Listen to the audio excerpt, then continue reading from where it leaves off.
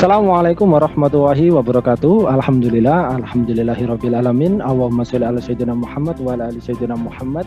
Pemirsa Khilafah News dimanapun Anda berada, salam jumpa kembali bersama dengan saya Aziz Rohman di program Kabar Petang edisi Jumat 12 November 2021. Insya Allah beberapa menit ke depan kami akan menemani Anda mencermati dan menelaah berita paling menarik dan paling populer hari ini bersama narasumber yang kompeten di bidangnya dan tentunya dari sudut pandang Islam. Baiklah pemirsa, inilah Kabar Petang selengkapnya.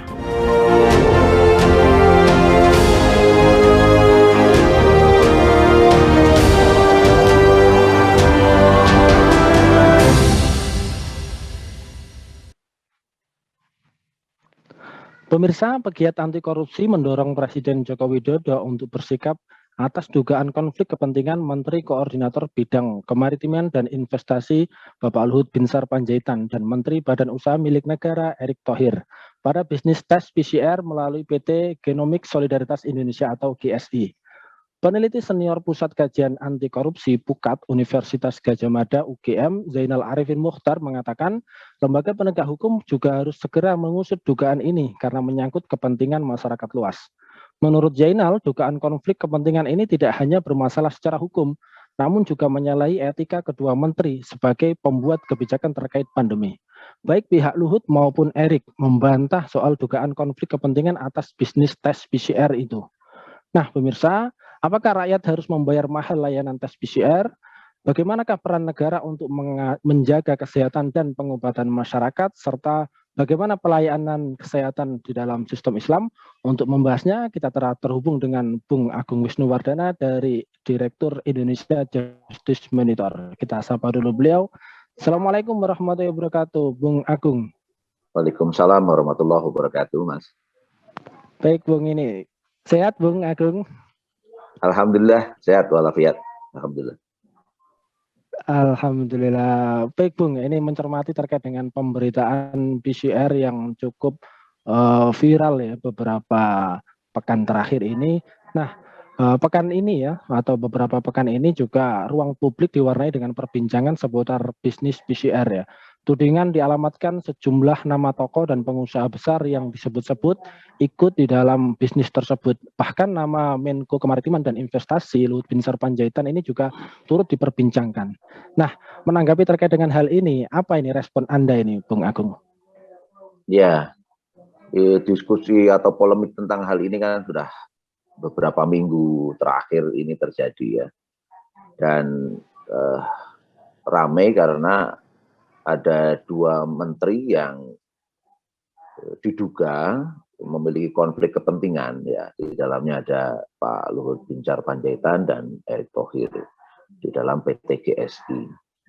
Ya wajar sih kalau masyarakat kemudian mempertanyakan soal itu kan, karena logis aja, karena harga PCR itu mengalami jumlah yang sangat besar di awal sekitar 2,5 juta, terus kemudian turun menjadi 900.000, kemudian turun lagi jadi sekitar 700-an atau 500, kemudian sekarang dibanderol dengan harga kurang lebih 300.000, walaupun di lapangan juga ada beberapa yang menggunakan masih 500-an ribu hari ini kan. Ini kan juga menambah pertanyaan besar karena di berbagai negara di dunia harganya jauh lebih rendah dari itu. Misalnya di India itu ada harga sekitar 96.000. Di tempat lain ada juga yang hampir serupa 100.000 atau 200.000 gitu. Nah ini kan yang kemudian menjadi pertanyaan kan Bung ya. Apalagi kalau disampaikan oleh LBH Kesehatan itu dana yang bisa berputar dalam bisnis PCR ini nggak kecil, sekitar 23 triliun gitu. Dan di hitungan lembaga lainnya lagi itu dihitung keuntungan yang bisa muncul dari bisnis ini dalam 2 tahun terakhir ini bisa mencapai 10 triliun sampai 11 triliun rupiah. Ini kan angka yang nggak kecil gitu kan. Jadi wajar kemudian banyak pertanyaan di tengah masyarakat mengalami penderitaan karena pandemi, pekerjaan susah, kemudian isolasi sudah sekian waktu ya, pembatasan pergerakan dilakukan sekian waktu. Kok masih ada orang yang berbisnis yang sangat merugikan rakyat gitu rasanya, atau membebani rakyat gitu. kan hampir semua penerbangan pada waktu itu menggunakan PCR. Belum kemudian pekerjaan-pekerjaan yang lainnya yang disyaratkan adanya PCR. Gitu. Ini kan tentu sangat memberatkan. Gitu. Di tengah kondisi seperti itu, ada pejabat yang ikut terlibat gitu dalam bisnis ini gitu kan, jadi pertanyaan. Di PT GSI ini kan sebenarnya hanya 2,5% dari kebutuhan PCR keseluruhan. Dan PCR keseluruhan kan sekitar 28 juta tes ya. Kalau 2,5%-nya berarti kan kecil sebenarnya. Pertanyaannya yang 27,3 juta tes yang lain itu kemana gitu kan pertanyaan. Jangan-jangan ada pejabat lain yang ikut terlibat juga di konteks ini itu. Ya wajar kemudian intinya banyak pertanyaan soal inilah. Banyak pertanyaan soal ini itu sangat-sangat wajar. Sehingga kalau ada desakan dari beberapa kalangan minta supaya BPK mengaudit hal ini, itu sangat wajar. Dan mendesak kepada KPK untuk proaktif mendetek soal ini dan mungkin follow up terkait dengan kasus ini, itu juga sangat wajar sekali. Sangat wajar sekali. Kalaupun misalnya ya bantahan yang dilakukan oleh Luhut bersama Erik yang menyampaikan bahwa ini bagian dari aktivitas social entrepreneurship. Artinya kenapa kok dibentuk PT kalau memang untuk kemanusiaan kan? Sampaikan Pak Luhut nggak nyari keuntungan dari konteks itu kan? Atau tidak mengambil keuntungan lebih tepatnya. Saya yakin PT GSI cari keuntungan, clear itu menurut saya. Tapi apakah keuntungan itu sampai ke Pak Luhut, itu memang masih banyak pertanyaan. Karena kata Pak Luhut, dia tidak mengambil keuntungan dari konteks itu. Karena menurut PT GSI dalam kesepakatan para pemegang saham, Pak Luhut kan juga kecil sahamnya, sekitar 242 ya, dari PT Toba Bumi Energi, itu sekitar 242 juta ya, 242 lembar, satu lembarnya sekitar 1 juta, 242 juta.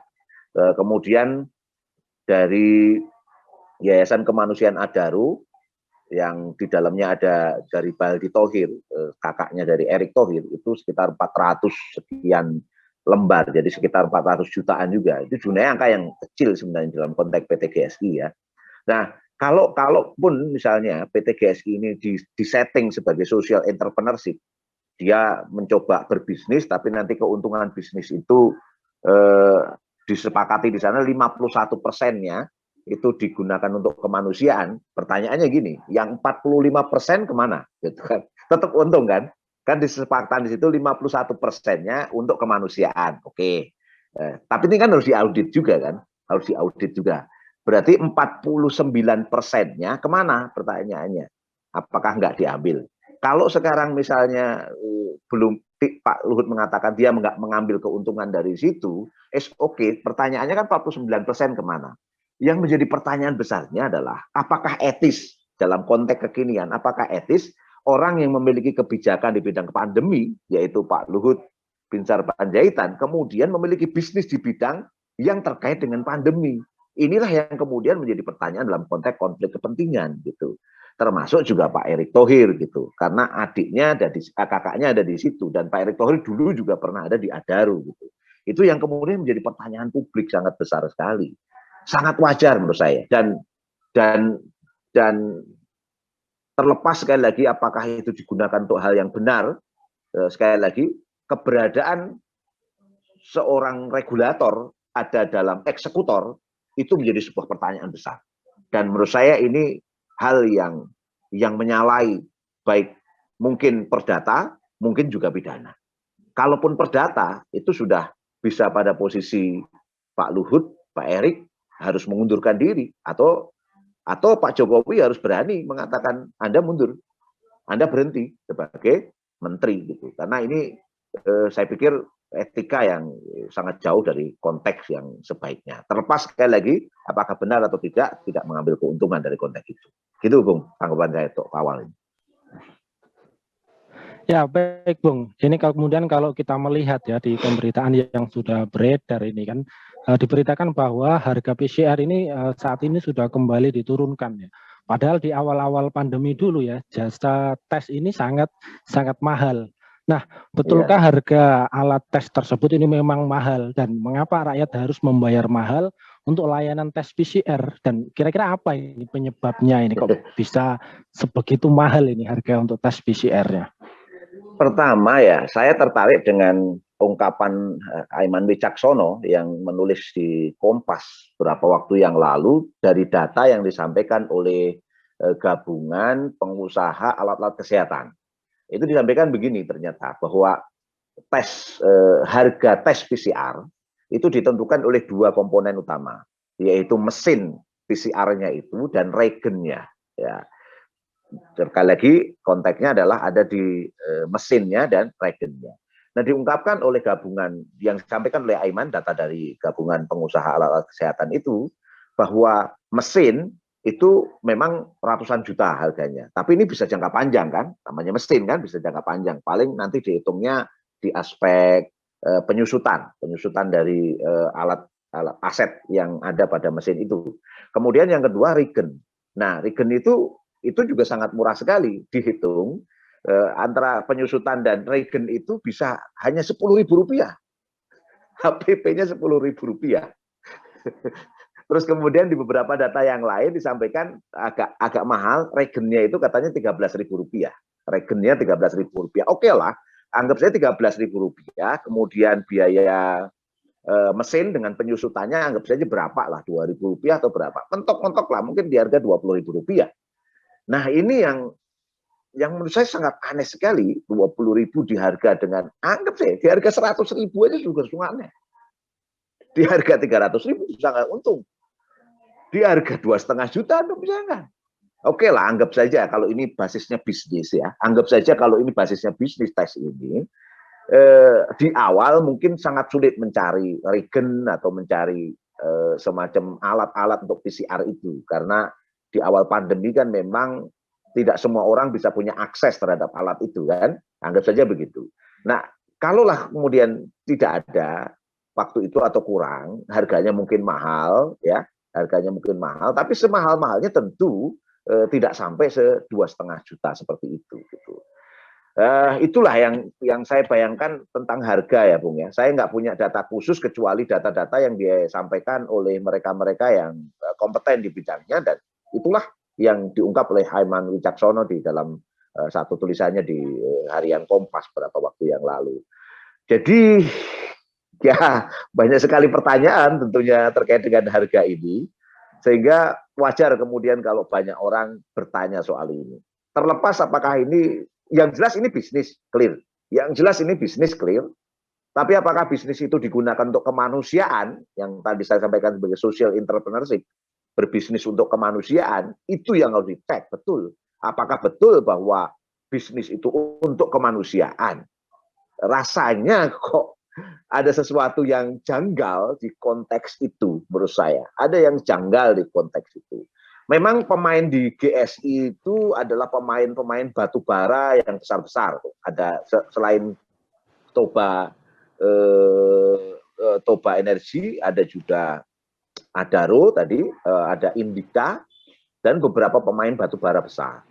Mereka punya dana CSR memang. Punya dana CSR yang bisa jadi seperti Yayasan Kemanusiaan Adaro itu kemungkinan dari dana-dana CSR yang kemudian dikumpulkan, dibangunlah PT GSI.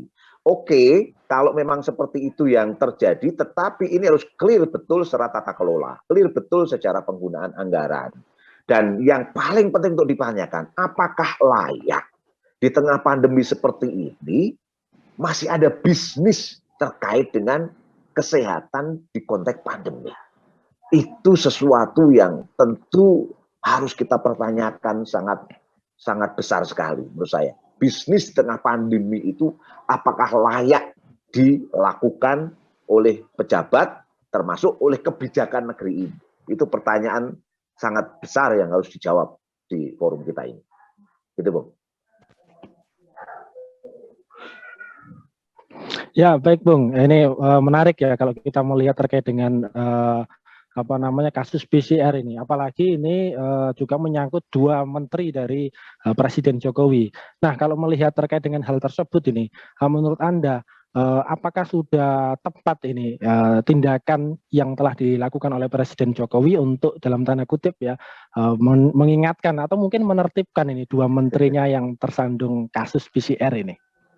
Saya pikir dari dua dugaan konflik kepentingan di dua menteri ini, yang baru melakukan respon ya langsung Pak Luhut sendiri. Yang kedua Arya Sinulinga sebagai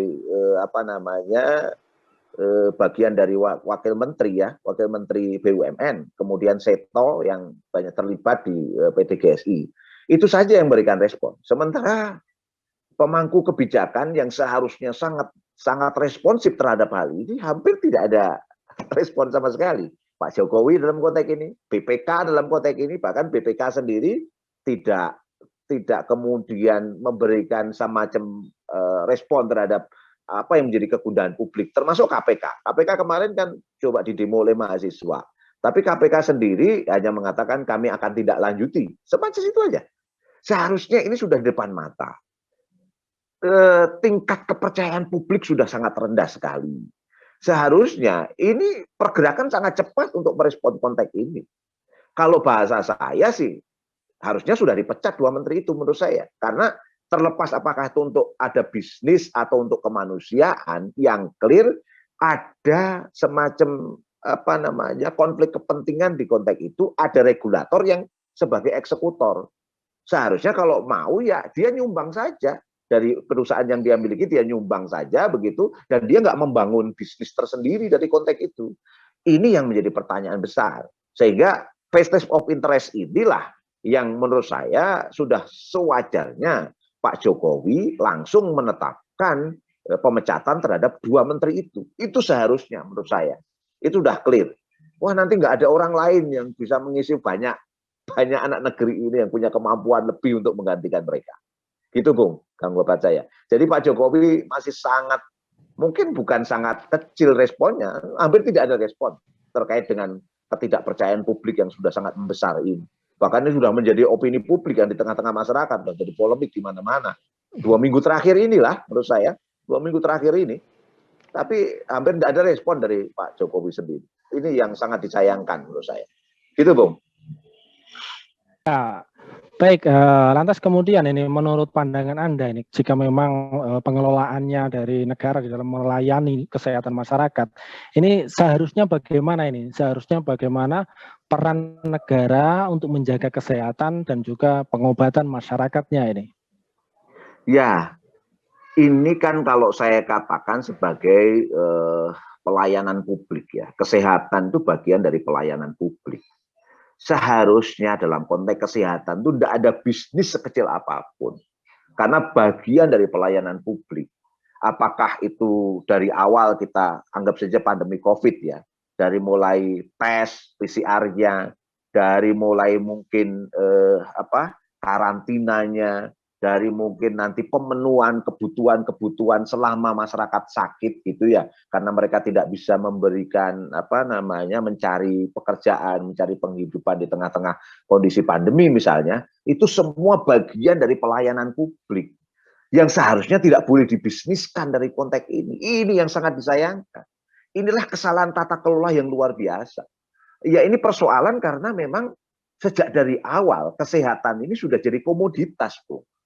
Sejak dari proses liberalisasi yang ada di negeri ini, maka kesehatan itu sudah jadi komoditas. Ketika kesehatan jadi komoditas, maka kesehatan itu menjadi bagian sebagai produk bisnis, pelayanan bisnis gitu di dalamnya. Maka wajar kalau kemudian obat-obatan, rumah sakit, kemudian terkait dengan hal-hal terkait pandemi ini, alat-alat kesehatan, ya. Sampai kemudian tes PCR pun desainnya desain bisnis gitu. Ini yang sangat disayangkan sekali. Termasuk menurut saya vaksin ya. Vaksin mungkin masyarakat tidak membayar ya, tetapi negara harus mengeluarkan biaya untuk konteks ini untuk membeli beberapa vaksin itu dari PT-PT tertentu yang mendapat peluang bisnis dari negara. Itu seharusnya nggak boleh terjadi dalam konteks ini.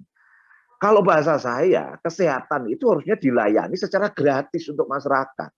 dilayani secara gratis, masyarakat mendapat akses dan aset terkait dengan kesehatan. Dua ya, pembahasan tentang kesehatan ini aset dan akses ya. Aset itu bicara tentang secara konteks masyarakat harus memiliki berbagai peralatan untuk menjaga kesehatan mereka. Kalau tidak cukup, maka harus diberikan akses kemudahan untuk mendapatkan pelayanan kesehatan.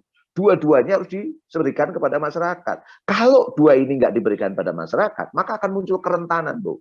Kerentanan karena aset maupun kerentanan karena akses.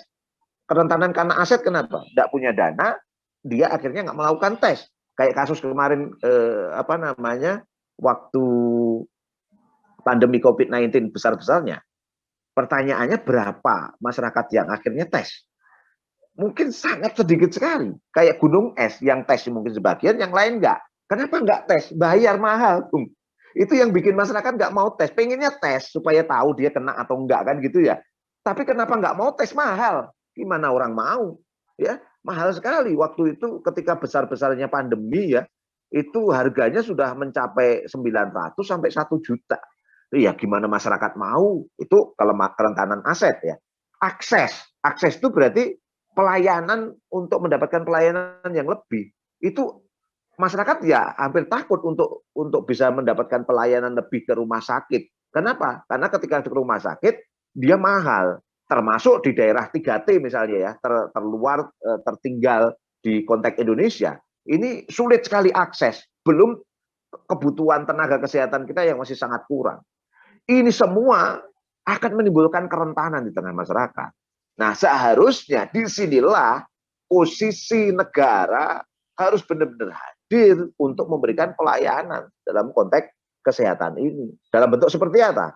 Asetnya dimudahkan, aksesnya dimudahkan, diberikan secara gratis. Ini yang harusnya betul-betul disampaikan kepada masyarakat kita. Itu Bung, kira-kira pandangan kita. Ya, baik Bung. Ini Mas Awani luar biasa. Terakhir ini Bung Agung ini, kalau kemudian kita melihat pelayanan negara ya saat ini seperti itu, lantas kemudian bagaimanakah pelayanan kesehatan di dalam sistem Islam sendiri ya? Tentu saya pikir tidak seperti itu, jauh lebih baik. Tapi seperti apa ini? Mohon penjelasannya ini. Oke, Bung. Ini sangat clear sekali ya. Bagaimana konsep Islam tentang masalah kesehatan. Pertama, posisi kesehatannya dulu yang perlu kita perjelas. Bahwa kesehatan di dalam Islam itu sangat penting. Bahkan ketika orang bangun pagi dalam kondisi makanan tercukupi, kesehatan dalam kondisi yang baik, itu adalah seperti dia memiliki dunia dengan seisinya. Ini kan berarti menggambarkan betapa pentingnya kesehatan dan makanan gitu ya. Istilahnya ketahanan pangan dan juga ketahanan terkait dengan kesehatan begitu sangat penting. Nah, disinilah konteksnya negara harus hadir. Dalam pandangan Islam, kebutuhan primer itu harus dipastikan, atau dalam konteks ini kebutuhan yang asasi, itu harus dipastikan negara itu memastikan semua itu terlayani dengan baik. Ya, terlayani dengan baik. Kebutuhan primer itu di dalamnya ada pangan, sandang, kemudian terkait dengan perumahan, terkait dengan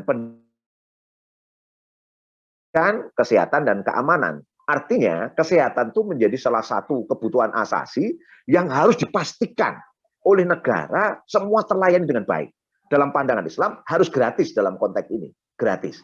Pertanyaannya kan kemudian gratisnya ditata seperti apa? Pertama, dia dilaksanakan secara universal. Kenapa universal? Universal itu istilahnya berlaku untuk semuanya, Muslim maupun non-Muslim dilayani secara baik. Universal lagi apa maknanya? Tidak membedakan kaya miskin. Mau kaya, mau miskin, semua dapat pelayanan yang baik di dalam konteks negara ini. Kemudian, yang sangat penting lagi yang kedua, semua itu dilayani secara gratis. Ya, universal dan gratis. Gitu. Nah, tentu untuk melayani ini dengan baik, kan butuh dana yang besar. Ya, butuh dana yang besar. Nah, dana yang besar dari mana diperolehnya? Islam memiliki semacam pendapatan negara yang itu ditata dalam konteks Baitul Mal. Salah satu yang sangat penting untuk kita ambil adalah bagaimana kepemilikan umum. Bahwa Islam memandang ada kepemilikan umum yang ini sangat besar dan itu bisa digunakan untuk membiayai kesehatan. Apa yang maksud kepemilikan umum itu? Semua sumber daya yang berlimpah, yang itu digunakan untuk kepentingan hajat hidup orang banyak.